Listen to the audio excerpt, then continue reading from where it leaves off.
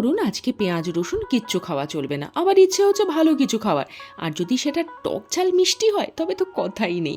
তবে বানিয়ে ফেলুন আজকের এই রেসিপি। প্রথমেই দেখতেই তো পাচ্ছেন যে কিছু মশলা আমি ড্রাই রোস্ট করছি, আর তারপরে তার একটা পাউডার বানিয়ে নেব। এদিকে আমি সকালে ঘুম থেকে উঠেই আমি কিছুটা তেঁতুল ভিজিয়ে রেখে দিয়েছিলাম, খুব ভালো করে চটকে সেটা জলটা নিয়ে নিয়েছি। তেলের মধ্যে কিছুটা সর্ষে ফোড়ন দিয়ে এই তেঁতুলের জলটা দিয়ে দিয়েছি, সঙ্গে দিয়েছি কিছুটা গুড় পরিমাণ মতন অবশ্যই, আর তারপরে দিয়েছি বিট নুন। এবার খুব ভালো করে নাড়াচাড়া করে একটা চাটনির মতন তৈরি করে নিয়েছি, আর সব শেষে সেই ভাজা গুঁড়োর মশলাটা দিয়ে দিয়েছি।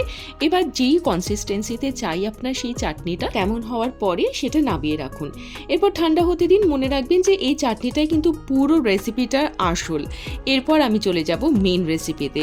প্রথমেই কড়াইয়ের মধ্যে একটু তেল দিয়ে, আমি কিন্তু সর্ষের তেল ইউজ করেছি, আর সাদা তেল ইউজ করতেই পারেন, তবে সর্ষের তেলে আমার মনে হয় টেস্ট একটু বেশি ভালো হয়। শুকনো লঙ্কা হিং ফোড়ন দিয়ে দিয়েছি আদা বাটা।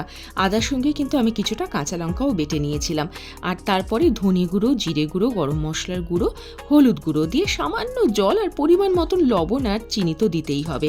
তারপর মশলাটাকে ভালো করে কষিয়ে নিয়েছি।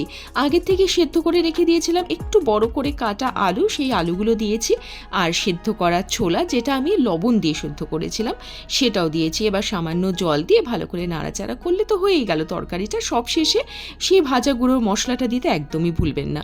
এরপর তৈরি করব ছাতুর পুর। ছাতুর মধ্যে আমি দেব কিছুটা কালো জিরে, হিং, বেকিং সোডা আর কিছুটা জোয়ান দিয়ে ভালো করে জল দিয়ে ছাতুর পুরটা তৈরি করে নেব। নর্মাল আটা আমি আগেই মেখে নিয়েছিলাম। এরপর ছাতুর পুরটা ভরে দিয়ে হালকা হাতে লুচি শেপে বেলে নিয়ে ভেজে নিলে তো হয়েই গেল। আর তারপরে গরম গরম সার্ভ করুন, আর তার সঙ্গে সার্ভ করুন এই চাটনি, আর সামান্য ধনেপাতা কুচি যদি থাকে তাহলে একটুখানি গার্নিশ করেই দিতে পারেন। ইনফ্যাক্ট ধনেপাতাটা দিলে টেস্ট অনেকটা বেশি বেড়ে যায়। একদিন এই চটজলদি ব্রেকফাস্ট রেসিপিটা বানিয়ে ফেলতে পারেন। আমাকে জানাতে একদম ভুলবেন না যে কেমন লাগলো।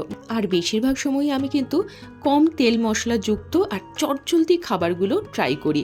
সেজন্য এমন রেসিপি দেখতে হলে চ্যানেলকে এক্ষুনি সাবস্ক্রাইব করে পাশে থাকুন।